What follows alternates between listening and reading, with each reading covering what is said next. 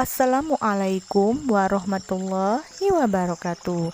Apa kabar anak-anak bunda yang soleh dan soleha? Semoga anak-anak bunda selalu dalam keadaan sehat, ceria, dan bahagia selalu. Amin ya robbal alamin. Ketemu lagi dengan bunda di pembelajaran tematik. Hari ini kita akan membahas buku tema B, subtema 3, yaitu menyayangi tumbuhan, pembelajaran 1 dan 2.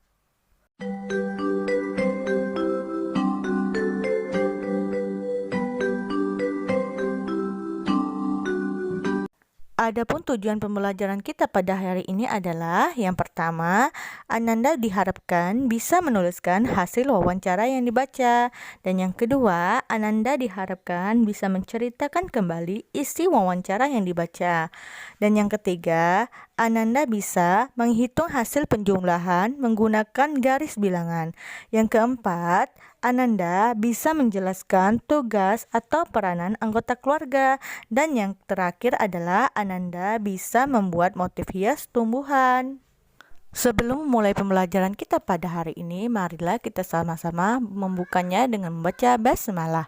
Bismillahirrohmanirrohim.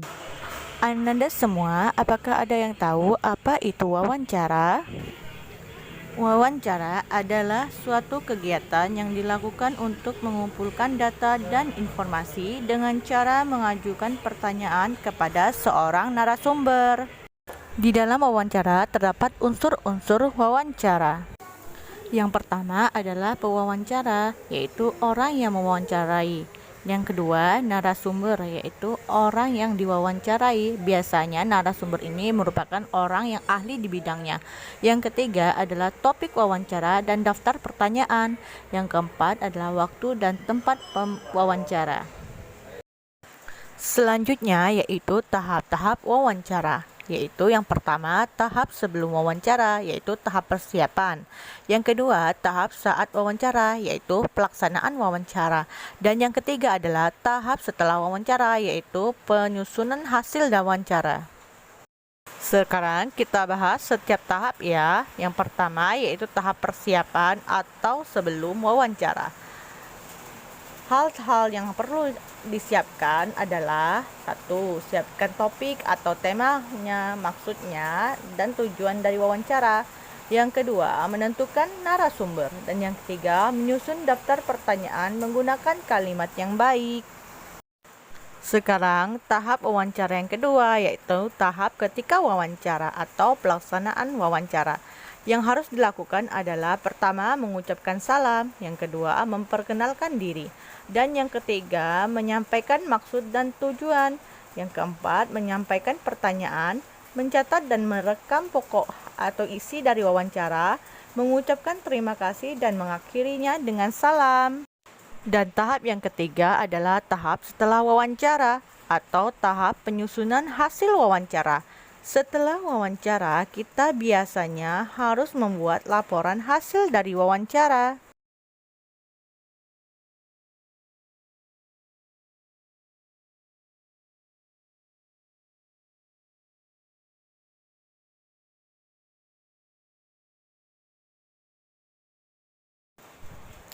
Beberapa kata tanya yang dapat kita gunakan ketika melakukan wawancara dengan narasumber yaitu apa atau apakah, digunakan untuk menanyakan benda atau hal atau peristiwa yang terjadi.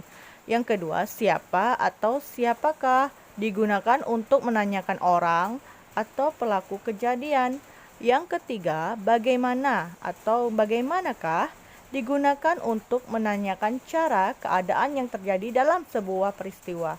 Yang keempat, mengapa atau mengapakah, digunakan untuk menanyakan sebab atau alasan yang terjadi suatu peristiwa.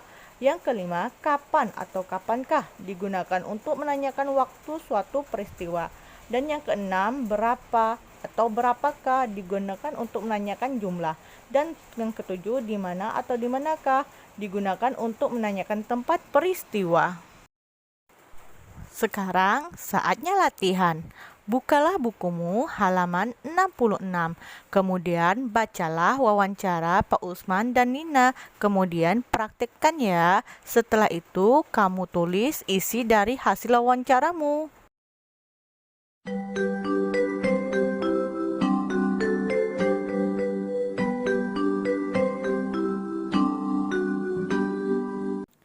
Menentukan posisi bilangan caca pada garis bilangan. Bilangan caca dapat dituliskan dalam sebuah garis bilangan secara berurutan. Berikut adalah contoh gambar garis bilangan. Pada garis bilangan di atas, setiap titik digambarkan dengan jarak yang sama.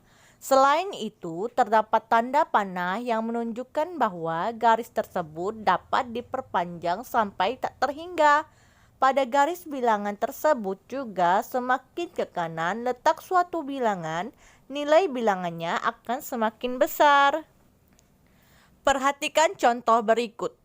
Tentukanlah hasil dari 5 ditambah 2 dengan menggunakan garis bilangan. Kita buat garis bilangan dengan bilangan awal 0. Lalu kita melangkah dari titik 0 ke kanan 5 satuan. Kemudian kita melangkah lagi ke kanan 2 satuan. Lalu kita hitung jumlah langkah dari titik 0 hingga titik terakhir. Jumlah langkah tersebut menunjukkan bilangan 7. Ayo berlatih. Anak-anak, sekarang buka bukumu halaman 70. Kerjakan nomor 2 dan nomor 3 ya.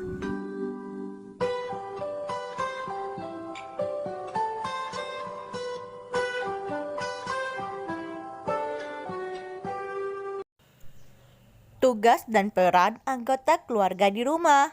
Anggota keluarga di rumah biasanya terdiri dari ayah, ibu, dan anak. Setiap anggota keluarga memiliki peran dan tanggung jawab berbeda-beda. Semua peran dan tanggung jawab tersebut disesuaikan dengan kemampuan masing-masing. Misalnya ayah. Ayah memiliki peran sebagai kepala keluarga. Seorang ayah juga bertanggung jawab mencari nafkah untuk memenuhi kebutuhan seluruh anggota keluarga. Lalu ibu. Ibu bertugas mengurus rumah tangga. Seorang ibu bertanggung jawab atas kelancaran semua urusan di rumah. Selain memiliki kewajiban, setiap anggota keluarga juga memiliki hak. Ayah dan ibu memiliki hak untuk dihormati dan disayangi oleh anak-anaknya. Anak-anak juga memiliki hak untuk dilindungi dan disayangi. Selain itu, anak juga memiliki hak untuk dipenuhi kebutuhannya seperti makan, kesehatan, pendidikan, dan kenyamanan atau keamanan. Hak dan kewajiban harus dilaksanakan dengan seimbang ya. Saatnya berlatih.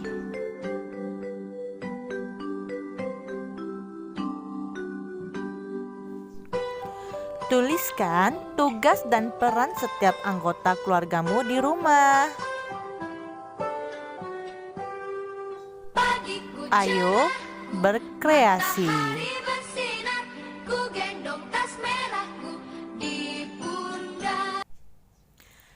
Selain dijadikan tanaman hias dan bahan masakan, beragam jenis tumbuhan juga dapat dijadikan motif hias pada kain. Perhatikan gambar motif tumbuhan pada kain batik berikut ini ya.